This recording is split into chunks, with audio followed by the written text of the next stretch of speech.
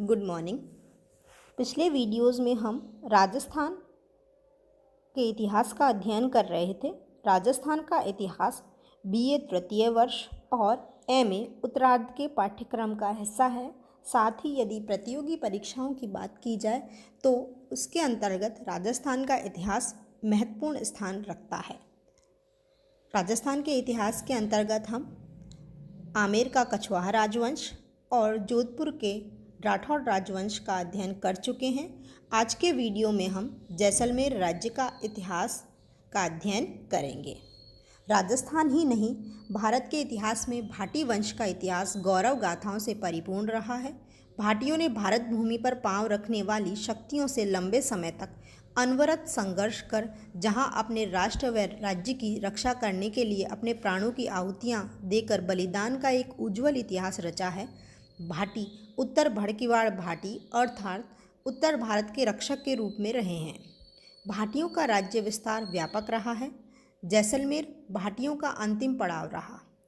इतिहास में भाटियों को छत्राला यादवपति एवं उत्तर भड़कीवाड़ भाटी के विरोधों से नवाजा गया है। भाटी चंद्रवंशी हैं। वे श्री कृष्ण के वंशज हैं। यदुवंशी राजा बादला बालबंद के सुयोग पुत्र भाटी ने भट्टी शाखा का प्रादुर्भाव हुआ। पहले गजनी व हंसार में राजा भाटी का अधिकार रहा। ये क्षेत्र जब सुरक्षित नहीं रहे तो वे मरु प्रदेश की ओर अग्रसर हुए और भटनेर में अपना राज्य स्थापित किया। भाटी राजवंश के प्रतीक वंश चंद्रवंशी थे। ये कुल यदु, कुल देवता लक्ष्मीनाथ जी, कुल देवी स्वांग्या जी, ध्वज पीला, भगवा, छत्र मेघाडंबर, राग मांड, विरुद्ध, उत्तर भड़कीवाड़, छत्राला यादवपति, दो हिरणों के बीच सुगन, राजचिन्ह चिड़िया व भाला युक्त हाथ, भाले का अग्रभाग थोड़ा मुड़ा हुआ। भट्टी भाटी के पुत्र भूपत ने सन 285 ईस्वी के लगभग भटनेर वर्तमान हनुमानगढ़ दुर्ग का निर्माण कराया तथा उसे अपनी राजधानी बनाया। कालांतर में इनके वंशज राजा मांडन राव, मंड्या राव या मंगल राव ने 599 ईस्वी के लगभग मारोट नगर बसाया व मारोट के किले की नींव रखी। उनके पुत्र राव सूरसेन ने विक्रम संवत 680 से 81 या 623 से 624 ईस्वी संवत के लगभग मारोट दुर्ग का निर्माण पूर्ण होने पर उसे अपनी राजधानी बनाया तथा इस उपलक्ष्य में भट्टिक संवत प्रारंभ किया। इन्होंने अपनी उपाधि राजा के स्थान पर राव रखी। परवर्ती काल में इनके वंशज केहर ने 8वीं शताब्दी के उत्तरार्ध में केहरोर दुर्ग का निर्माण कराया व तनौट दुर्ग की नींव रखी। केहर के उत्तराधिकारी तनु ने 787 ईस्वी के लगभग तनौट दुर्ग पूर्ण करवाया व तनौट को अपनी राजधानी बनाया। तनु ने तनौट देवी का मंदिर भी बनवाया। इसे थार की वैष्णो देवी कहा जाता है। यह मंदिर भारतीय सैनिकों की श्रद्धा का केंद्र है।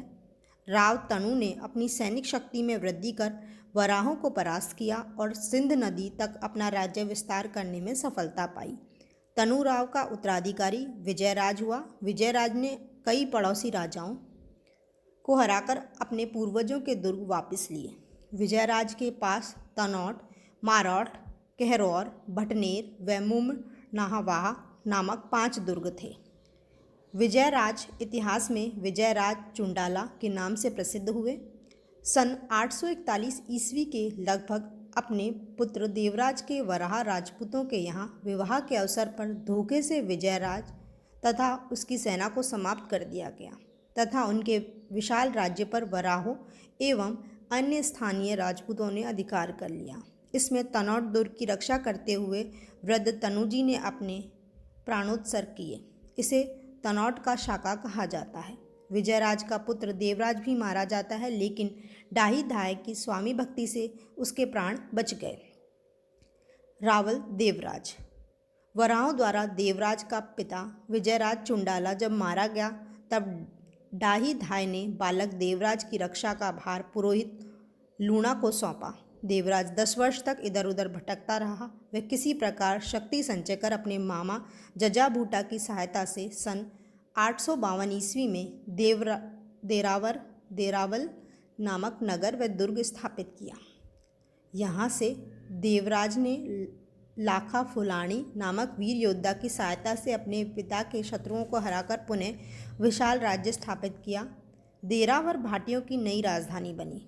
योगी रत्नू ने देवराज को सिद्ध देवराज नाम प्रदान किया तथा रावल की पदवी प्रदान की। इसके पूर्व भाटी राजा अपने नाम के आगे राव का प्रयोग करते थे। बाद में देवराज ने मंत्री विमला की सहायता से लोद्रवा विजित किया व 873 ईस्वी में उसे अपनी राजधानी बनाया। कालांतर में देवराज के वंशज रावल दुसाज 11वीं शताब्दी में उत्तरार्ध में लोद्रवा के शासक बने। इनके निम्नलिखित 4 पुत्र हुए: जैसल, पवो, पोहड़, विजयराज या लांछा। रावल दुसाज ने अपने ज्येष्ठ पुत्र जैसल के स्थान पर अपनी प्रिय राणावत रानी के पुत्र विजयराज को अपना उत्तराधिकारी बनाया। इससे भाटी राजवंश में गृह कलेश का सूत्रपात हुआ। दुसाज की मृत्यु के बाद विजयराज लांछा लोद्रवा का शासक बना। इसके पश्चात इनका पुत्र भोजराज लोद्रवा का शासक बना। भोजदेव की मृत्युपरांत जैसल लोद्रवा के शासक बने। रावल जैसल ने लोद्रवा का शासन भार संभालने के उपरांत अपने नीतिपूर्ण और उत्तम स्वभाव के द्वारा उसने समस्त भाटी सामंतों को अपने पक्ष में कर लिया। आगे चलकर जैसल ने जैसलमेर राज्य की स्थापना की। इस प्रकार राजा भाटी ने भटनेर, मंड्या राय ने मारौठ, राव तनु ने तनौठ, देवराज ने देरावर की व जैसल ने जैसलमेर की स्थापना की। भाटी शासक एक के बाद एक अपनी राजधानियां स्थापित कर निरंतर आगे बढ़ते गए। जैसलमेर नगर की स्थापना रावल जैसल द्वारा सर्वप्रथम लोद्रवा को ही अपने राज्य की राजधानी बनाया गया, किंतु लोद्रवा नगर भौगोलिक दृष्टि से उसे मध्यकालीन परिस्थितियों व रणनीतियों के अनुकूल प्रतीत नहीं हुआ। अतः रावल जैसल ने त्रिकुट पहाड़ी पर 12 जुलाई 1155 ईस्वी को जैसलमेर दुर्ग की नींव रखी व जैसलमेर नगर बसाया एवं उसे अपनी राजधानी बनाया। यह दुर्ग लंका के आकार का त्रिकोण दुर्ग है। रावल जैसल ने कई विजय अभियान कर नवनिर्मित जैसलमेर राज्य की सीमाओं को उत्तर में भटनेर, पश्चिम में सिंध नदी, दक्षिण में गुजरात की और उत्तरी सीमा व पूर्व में मंडौर राज्य की सीमाओं तक विस्तृत कर दिया। रावल जैसल के वंशज रावल करण के शासनकाल में जैन आचार्य मुनि जिन प्रबोध सूरी को जैसलमेर आमंत्रित किया गया। जैन मुनि ने यहाँ चातुर्मास किया। रावल करण के पुत्र जैत सिंह प्रथम के शासनकाल में उनके निमंत्रण पर जैन मुनि जिनचंद सूरी भी जैसलमेर आए थे तथा लगभग 2 वर्ष वहाँ निवास किया। इससे अनुमान होता है कि जैसलमेर में जैन धर्म को राज्याश्रय प्राप्त हुआ। 1304 ईस्वी के लगभग रावल पुण्यपाल जैसलमेर के शासक बने। कहा जाता है कि चित्तौड़ के शासक रत्न सिंह की रानी पद्मनी रावल पुण्यपाल की पुत्री थी। रावल जैत सिंह व रावल मूलराज प्रथम। रावल जैत सिंह को जैसलमेर के सामंतों ने गुजरात से बुलाकर रावल पुण्यपाल के स्थान पर जैसलमेर का शासक बनाया था। इनके शासनकाल में 1308 ईस्वी के लगभग दिल्ली के सुल्तान अलाउद्दीन खिलजी ने अपने सेनानायक कमालुद्दीन गुर्ग के नेतृत्व में जैसलमेर दुर्ग को हस्तगत करने हेतु सेना भेजी। कमालुद्दीन गुर्ग ने दुर्ग को चारों ओर से 2-3 वर्ष घेरे रखा, परंतु उन्हें सफलता नहीं मिली।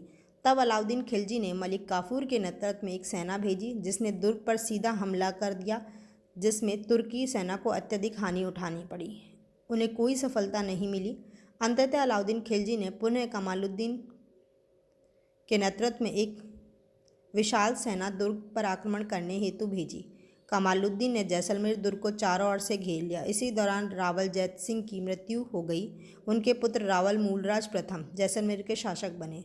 लंबे समय तक दुश्मन के घेरे के कारण दुर्ग में खाद्य सामग्री का अभाव हो गया। फलतः राजपूत वीरों ने अन्य कोई उपाय न देखकर केसरिया करने का निश्चय किया। दुर्ग की वीरांगनाओं ने जौहर की ज्वाला में अपने प्राणों की आहुति दी और मूलराज व रत्न सिंह सहित सभी राजपूत वीर दुर्ग के फाटक खोलकर सुल्तान की सेना पर टूट पड़े व युद्ध करते हुए वीर गति को प्राप्त हुए। इस प्रकार 1312-13 के लगभग अलाउद्दीन खिलजी की फौजों ने जैसलमेर दुर्ग पर अधिकार किया। इसे जैसलमेर का प्रथम साका कहा जाता है। अलाउद्दीन खिलजी के साथ हुए इस युद्ध का वर्णन एक फारसी स्रोत तारीख मासूमी से प्राप्त हुआ है। रावल दूदा 1319 से 1331 ईस्वी। कुछ समय बाद रावल दूदा जैसलमेर दुर्ग पर अधिकार कर वहाँ के शासक बने। दूदा एक विकट योद्धा थे। इन्होंने अपने राज्यारोहण के बाद जैसलमेर राज्य की स्थिति को मजबूत किया। रावल दूदा के समय भी दिल्ली सल्तनत के फिरोज शाह तुगलक के साथ युद्ध हुआ। दूदा के नेतृत्व में दुर्ग के सभी राजपूत वीरों ने केसरिया कर दुर्ग के फाटक खोल दिए एवं दुश्मन सेना पर टूट पड़े। दुर्ग की महिलाओं ने जौहर का अनुष्ठान किया। रावल दूदा व उनका भाई तिलोकेशी तथा कई राजपूत वीर मारे गए। दुर्ग सल्तनत के अधीन आ गया। इसे जैसलमेर का द्वितीय साका कहा जाता है। रावल दूदा के समय में जैसलमेर का दीवान मेहता जसवंत सिंह था, जो रावल दूदा के साथ युद्ध करते हुए मारे गए। रावल दूदा का शासनकाल 1319 से 1331 तक का मिलता है, जबकि फिरोज शाह तुगलक का शासनकाल 1351 से प्रारंभ होता है। अतः रावल दूदा के समय दिल्ली में मोहम्मद बिन तुगलक का शासन था। हो सकता है कि दिल्ली सल्तनत की सेना फिरोज शाह तुगलक के नेतृत्व में आई हो, इसलिए ख्यातों में फिरोज तुगलक से युद्ध का उल्लेख मिलता है। रावल घड़सी या घटसिंह 1343 से 1361 ईस्वी। रावल घड़सी या घटसिंह रावल मूलराज के भाई रतन सिंह का पुत्र थे। मुस्लिम आधिपत्य से घड़सी ने किसी प्रकार जैसलमेर दुर्ग प्राप्त किया और संभवतः 1343 ईस्वी में वे वहाँ के शासक बने। रावल घड़सी ने राज्य की स्थिति सुदृढ़ की।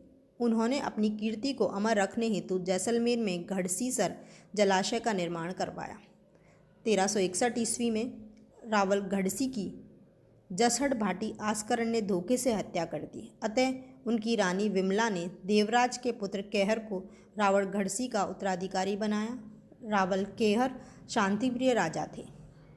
इनके काल में जैसलमेर की सीमाएं संकुचित हो गई। रावल लक्ष्मण 1396 से 1436 ईस्वी।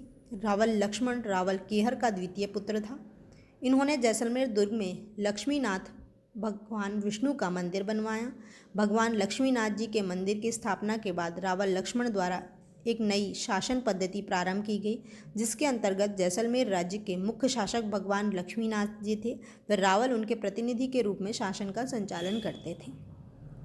रावल बैर सिंह 1436 से 1447 ईस्वी। रावल लक्ष्मण की मृत्यु के बाद उनके ज्येष्ठ पुत्र रावल बैर सिंह जैसलमेर के शासक बने। उन्होंने 1441 ईस्वी में रत्नेश्वर महादेव के नाम से एक विशाल शिव मंदिर का निर्माण करवाया।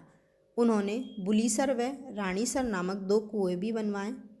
रावल बैर सिंह के समय ही यह घटना जनश्रुतियों में प्रसिद्ध हो गई कि उन्होंने राठौड़ राव रणमल की चित्तौड़ में हत्या होने पर उनके पुत्र राव जोधा को राज्य में शरण दी थी। बाद में उन्हें राजधानी मंडौर भी वापस प्राप्त करने में सहायता प्रदान की, जिसके फलस्वरूप राव जोधा ने जोधपुर की स्थापना की।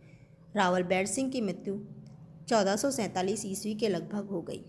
रावल जैत सिंह द्वितीय 1506 से 1528 ईस्वी। 1506 में जैत सिंह जैसलमेर के शासक बने। रावल जैत सिंह के राज्यकाल में बीकानेर के राठौड़ शासक राव लूणकरण ने आक्रमण किया। रावल जैत सिंह ने शांतिनाथ जैन मंदिर का निर्माण करवाया। रावल जैत सिंह की मृत्यु 1526-28 के मध्य हुई। रावल लूणकरण 1528 से 1550 ईस्वी। 1528 में रावल लूणकरण जैसलमेर के शासक बने। बाबर रावल लूणकरण के समकालीन थे। रावल लूणकरण के समय बाबर दिल्ली का बादशाह था। रावल जैत सिंह द्वारा प्रारंभ किए गए जैत बंद के कार्य को रावल लूणकरण ने पूर्ण करवाया। यह बंद मध्यकालीन भारतीय बंद तकनीक का सबसे पुराना जीवित उदाहरण है। इस बंद के क्षेत्र में फलों का एक बाग भी लगाया गया, जो बड़ा बाग कहलाता है। यहाँ भाटी शासकों की छतरियाँ हैं। रावल लूणकरण के समय हुमायूं निर्वासित अवस्था में जैसलमेर आया। रावल लूणकरण की पुत्री उमादे जोधपुर के शासक रावल मालदेव की ब्याही थी। यही उमादे राजपूताना के इतिहास में रूठी रानी के नाम से विख्यात हुई। जैसलमेर का अर्धसाका। जैसलमेर का यह अर्धसाका रावल लूणकरण व कंधार के राज्यच्युत शासक अमीर अली खां के मध्य युद्ध में हुआ। अमीर अली खां रावल लूणकरण के यहाँ शरणागत था, लेकिन 1550 ईस्वी में उसने धोखे से दुर्ग में पहुंचकर रावल लूणकरण से युद्ध किया। रावल लूणकरण वीर गति को प्राप्त हुआ। इसमें वीरों ने केसरिया तो किया लेकिन जौहर नहीं हुआ। लेकिन इस युद्ध में भाटियों की विजय हुई। रावल लूणकरण के ज्येष्ठ पुत्र मालदेव ने अली खां को मारकर दुर्ग पर अधिकार कर लिया। रावल हर्राज 1561 से 1577 ईस्वी। रावल मालदेव की मृत्यु के बाद रावल हर्राज को जैसलमेर का शासक बनाया गया। इस समय दिल्ली के तख्त पर सम्राट अकबर विराजमान थे। रावल हर्राज ने नागौर दरबार में अकबर की अधीनता स्वीकार कर अपने पुत्र राजकुमार सुल्तान सिंह को अकबर की सेवा में नियुक्त किया। अकबर ने उन्हें फलौदी की जागीर दी। रावल हर्राज ने अकबर से अपनी पुत्री का विवाह भी किया। अन्य राजपूत राज्यों की भांति रावल हर्राज ने अकबर की सत्ता स्वीकार कर उनसे संधियां स्थापित की थी। वे अपने राज्य को पड़ोसी राज्यों के आक्रमण से सुरक्षित करने में वे सफल रहे। रावल हर्राज के समय जैसलमेर राज्य की सीमाएं उत्तर में ऊपरी सिंध, पूर्व में जोधपुर, दक्षिण में गुजरात व पश्चिम में अमरकोट व निचले सिंध तक विस्तृत हो गई। उन्होंने इस विशाल राज्य को स्थायित्व प्रदान करने हेतु सामंती प्रणाली का सूत्रपात किया, जिसके अंतर्गत जीवनी व डावी बायां व दायां मिसलों की स्थापना कर उन्होंने एक कुशल राजनीतिज्ञ की सूझबूझता का परिचय दिया। रावल हर्राज का राज्यकाल जैसलमेर का साहित्य क्षेत्र में श्रेष्ठतम युग कहा जाता है। रावल हर्राज स्वयं एक उच्च कोटि के साहित्यकार भी थे। उन्होंने पिंगल शिरोमणि नामक काव्य शास्त्र की रचना की। इस काल में कुशल लाभ व डूंगरसी रत्नू नामक कवि भी हुए। रावल हर्राज की एक पुत्री चंपादे का विवाह बीकानेर के कवि शिरोमणि शासक पृथ्वीराज पीथल से हुआ था। राजस्थान साहित्य की उत्कृष्ट रचना ढोला मारूरा दोहा भी इसी काल की रचना है। इस काल के प्रमुख जैन कवियों में कुशल लाभ, जिन समुद्रसूरी, समय सुंदर, पद्मराज जयरंग, धर्मवर्धन, चरित्र सिंह, विनय मेरू, गुणविलास, अमर विजय, श्रीदेव, जयसोम, लक्ष्मी वल्लभ आदि हैं। रावल हर्राज ने मालिया महल व खाबड़ियों की हवेली का निर्माण करवाया। रावल हर्राज का निधन 1577 ईस्वी में हुआ। रावल भीम 1577 से 1613 ईस्वी।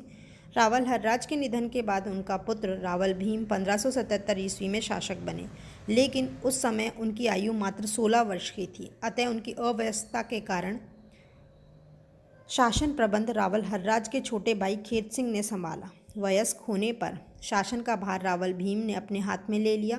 वे खेत सिंह को उसके समर्थकों सहित जैसलमेर से निष्कासित कर दिया। रावल भीम ने मुगलों के साथ संबंधों को और भी मजबूत किया। रावल भीम के बारे में तुझ के जहांगीरी में भी उल्लेख मिलता है। रावल भीम के शासनकाल में मुनि पुण्य सागर द्वारा जम्बूद्वीप प्रज्ञप्ति उपांग सूत्र व मुनि जिन हंस सूरी द्वारा जम्बूद्वीप प्रज्ञप्ति उपांग सूत्र वृत्ति की रचना हुई। रावल भीम ने जैसलमेर दुर्ग का जीर्णोद्धार करवाया व उसके प्रमुख द्वारों के आगे 2 और दरवाजे गणेश पोल व सूरज पोल बनवाए। उन्होंने बैरीशाल बुर्ज का भी निर्माण करवाया। उनकी महारानी ने घड़सीसर तालाब पर नीलकंठ महादेव का मंदिर बनवाया।